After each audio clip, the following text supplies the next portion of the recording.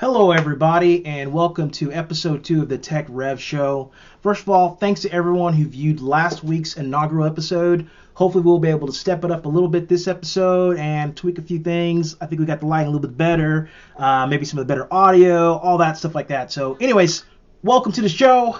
Today, we're going to talk a little bit about safety, particularly with Facebook. I had a friend of mine who's Leo, a law enforcement officer, and he sent me a message saying, hey, you should put something out there about how to help stay safe on Facebook with privacy settings and things like that. And I said, hey, you know what? That's a great idea. And not just for all my fellow Leos out there, but all the people out there who maybe work in public service or all the different areas where privacy is really something we should definitely take a look at. So 5 tips for being safe on Facebook in regards to privacy matters. So, number 1, post to your friends list. Most of us, we like to post things public, and that's fine and all like that. But if you're not careful, you may post things publicly that you really weren't meaning to post publicly. Another thing you can actually do is you have your friends list. You can also specify specific types of friends list, or you can create a list of users. For example, I have people that I know, but I don't really know them, but I know who they are, things like that. I like to call those my acquaintances. So anyways, I have a list that I created called acquaintances, and I put those people in that group, and there's certain posts or pictures or things like that I think, hey, this is okay to share with those folks. So I'll make sure I post it to my acquaintances list. And when you actually select the people that you're going to publish your comment or your image to, you can hit a little drop down, and you can see all the list of the different friend types that you have out there. So create like an acquaintance group. That's okay, nothing wrong with that. I've actually even created a group called Restricted, okay? Now, I'm not going to tell you who's on that group, but I want to still be friends with that person because they want to look at my public stuff. I want to look at their public stuff or whatever, but they're probably on my restricted list, which means that there's information that I don't want them just always seeing. And that's okay. It's my Facebook. You can do the same thing. All right, so create a list out there that has a certain set of friends on it, and then when you publish information, limit who you publish that information to. That's a pretty important piece out there. Helps keep you safe, helps you still share and communicate widely with a large group of folks, but you don't necessarily have to worry about people that you don't really know seeing all that public and personal information. All right, so one of the exceptions of that, if you're posting to a friend's list, is if you tag someone. Let's say I tag my wife in a post, but I mark it to restricted friends only, so only the people that are in restricted group can see that information. Well, the problem is if I tag someone in that, all of the friends of the person that I've tagged can actually see that post. So you kind of have to be careful when you're tagging folks and things like that when you're doing your Facebook post. All right, second thing, set your default views for images and posts to friends only, not friends of friends. There's an actually friends only setting when you actually tag and put an image out there. And basically what this does is it says that only my friends who actually literally follow me can see this post or see these images. The default behavior with Facebook is to allow friends and friends of friends to see all that information. So let's say I'm friends with, well, obviously I'm friends with my wife. That'd be real weird to not be friends with my wife on Facebook. Anyways, I'm friends with my wife, but maybe my wife has a friend who I don't know. And maybe I've got an embarrassing photo or something like that I put out and I shared it with my wife, and because I know she can see it and all of our close friends. Well, if I set it for friends of friends, then some person that I don't even know who they are, they may comment on that picture and I'll be like, oh my word, how'd they see that, because I didn't mark it that way. So utilize the friends only function, utilize the friends of friends function, kind of however you want to use those. Just be careful in what you're posting out there, and remember friends only is actually helpful. I kind of ran a situation not too long ago where I was a post that a friend of mine had posted, and I tagged my wife in that post, just in the comment section, but she wasn't able to see the actual post because she wasn't a friend of the person who originally posted it. So it was security doing what it's supposed to do. All right. Third thing you can do to protect yourself on Facebook is edit your privacy settings. Okay, when you sign up for Facebook, it wants to know, where do you live? where have you lived? What are your favorite movies? What are your favorite music? It wants to know who your family members are, who are your friends. And these things are okay if you want to do that, but there's an actual little edit box, looks like a little pencil to the top of those things. And if you select that, you can actually specify who you want to see that information.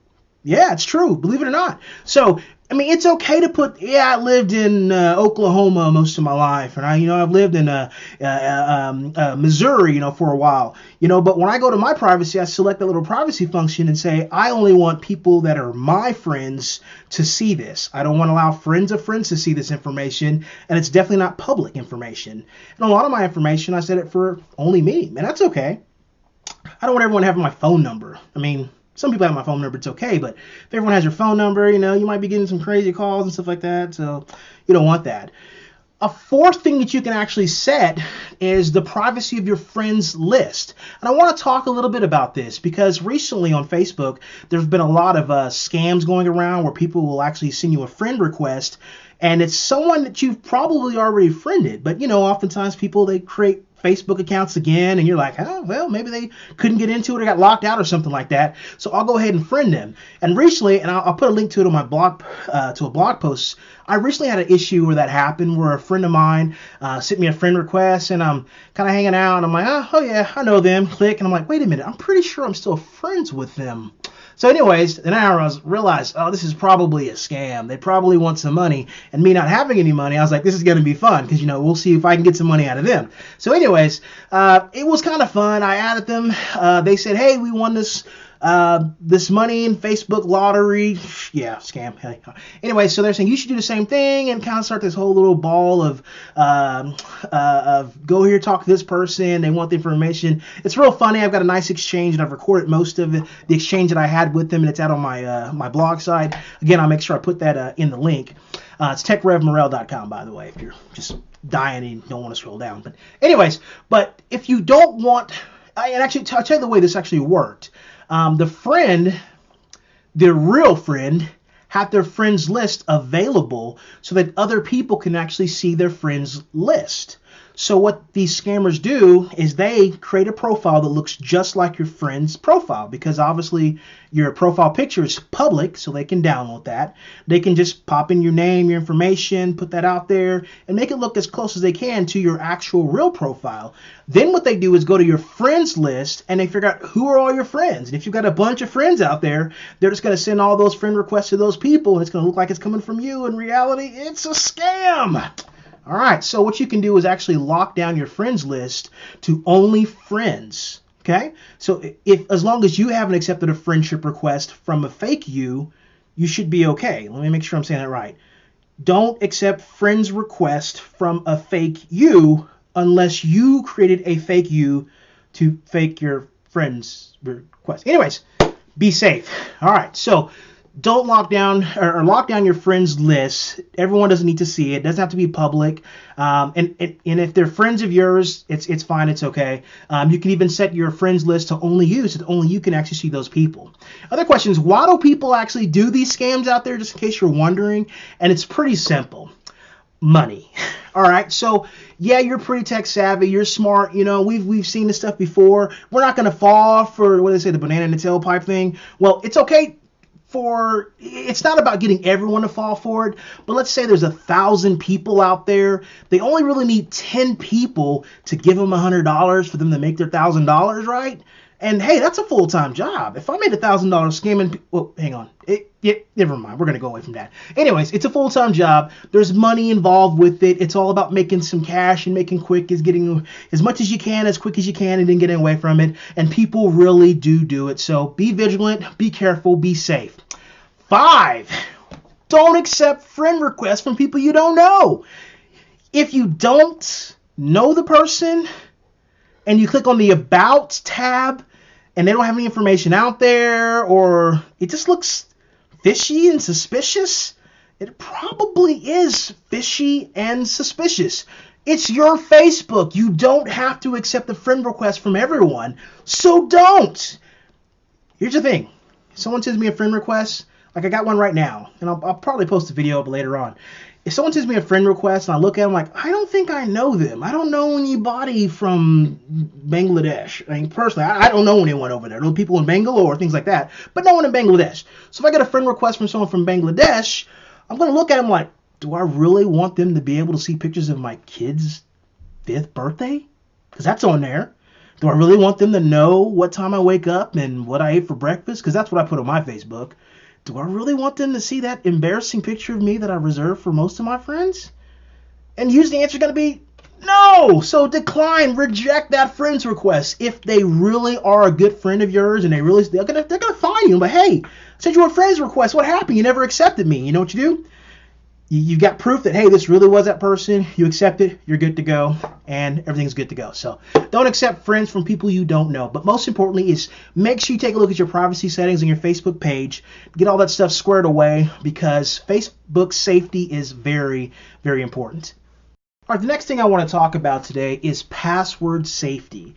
Now, I know that's kind of a sore subject with some folks because you're like, man, I'm always having to change my password. I got to change my password at work. I got to change my password at home. I just want to have a password, an easy something that lasts forever that I can remember. Why is that so hard for IT? And the answer is hackers, okay? You don't want to have the same password. You definitely want to change your password often. 60 days is pretty good. Even if you're changing it every 3 months, that's better than not changing at all, okay?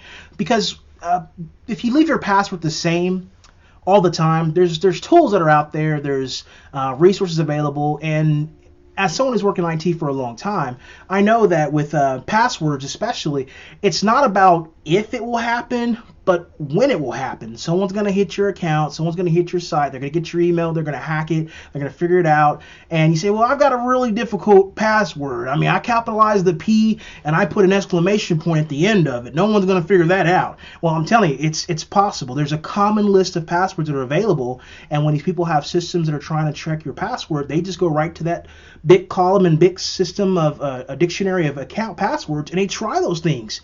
And you would not believe how common it is to use common passwords. Okay? All right.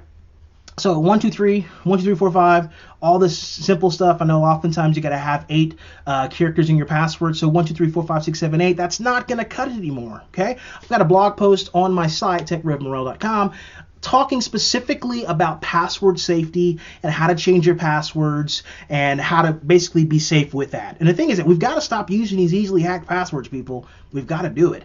Other thing is don't use the same password for everything. Change that puppy up.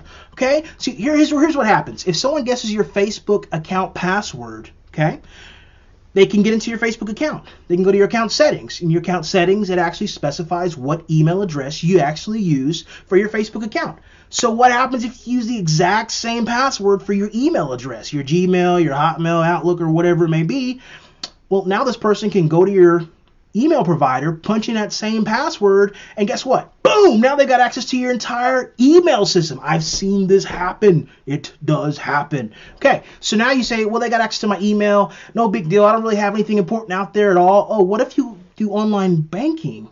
You probably use that same email address with your online banking, right? So you get your transaction notifications when you originally set up the account, so you can get, monthly statements, things like that. Well, if you use the exact same password for your online banking, guess what? They're going to go through your email, figure out, oh, he banks at so-and-so, or she banks at this bank. Oh, I bank there. Well, let's go see what's in your account. They're going to log in because sometimes banks put your account information out there, or maybe they'll go to that page and they'll say, hey, I forgot my password, send it to me. Well, now they have access to your email account, so when your bank sends your username over to them, now they've got that, they already have your password, and now they've got access to your entire account. This happens more frequently than you think. So change your password up. Maybe add a couple of characters, add some different letters, randomize that thing. Don't use the same password all the time, and don't use your kids' middle names. Okay? Change it up. That's very, very, very important. Also, another thing you might consider is what they call two-factor authentication. Now, that's a whole lot of words, but what it basically means is it's a password, and then you've got to enter an additional set of credentials, usually something on a smart token. Google Authentication actually is one of those things I use for my Gmail account. And what happens is I put that on my smartphone. It's a little little code that pops up, and it changes every 60 seconds. So when I log in my Gmail account or one of the services associated with my Google account, I have to put in my password, and once I get that correct, it says what's the code that should go along with that password. So then I've got to go to my smartphone, and it's either going to text me that code, or I can go to the application, punch in that 6-digit code, and then I can actually log in. So the advantage of that is if someone does guess your password, they don't have access to your code, because that code is going to be sent usually via text or SMS to one of your mobile devices, or you're using the application, and that PIN changes usually every 60 seconds. So it adds an additional layer of security and protection to your accounts. And so that's something we should definitely start looking into. I know it's another step, but man, if you can just spend an extra 30 seconds getting a PIN, getting an SMS and punching in that 6-digit code or however long it is, versus trying to clean up, I don't know, once someone hacks your account and changes all your passwords and, I don't know, buys a house, a few cars, dozen pizzas or so with your credit information, I mean, it's definitely worth it. So be vigilant, be safe out there, and we'll talk to you next time. That's all I have for our show this week. I hope you guys have a great time. If you like the show, subscribe, like us, but most importantly, share with other folks. If there's people out there that may be able to use this information with Facebook safety, password safety, two-factor authentication, share this stuff out there. And if you have any questions you'd like for us to answer or resolve on our show, send us an email at questions@thetechrevshow.com. That's questions@thetechrevshow.com, and we'll be happy to take a look at those and answer some of those on the air. You could be a rock star and get your 15 minutes of fame as soon as we get our 15 minutes of fame. So anyways, great show. Hope to talk to you guys soon. Check out our other videos. We got those coming out all the time, probably Monday. Anyways, check out the rest of our videos. Subscribe, like, share with your friends. You guys have a great day.